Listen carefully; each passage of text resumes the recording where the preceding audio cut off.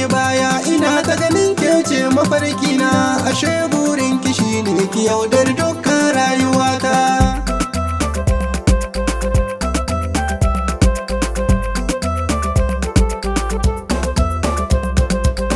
Labari na ne yanayi yau ya sani na zanta, 'yan mata bui ne suka sani a yau ko na shiga ta.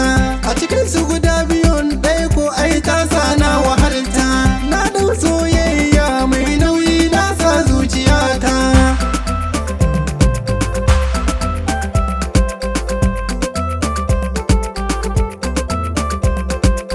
So wanda ta bai wani har ya sana jefa ba kamar ta, kullum soyayya mai launi wacce fa ba irinta.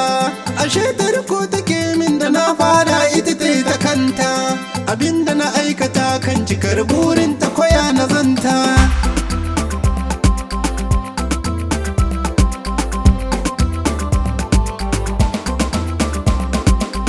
Bayan tafa zanayi sai dai in bar shi a zuciyata, aure da na yo nufi in yo ta zama sahibata.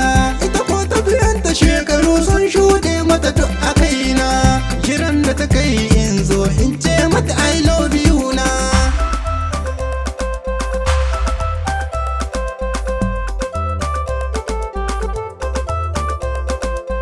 Na shirya hakan amma da kwai tsoro a cikin raina, zaton da na kai kar na zo na daina ra'ayina. To na tafiya mai nisa na dawo don muzanta, ina take to ina kuma zana ishe ta don muzanta.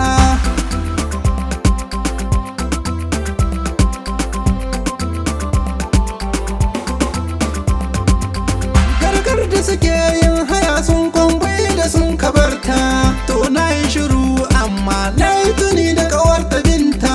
Da akwai labari gaba sanda na je wa kawarta binta, ku biyo ni mu je gaba waka ta biyu duka kun fahimta.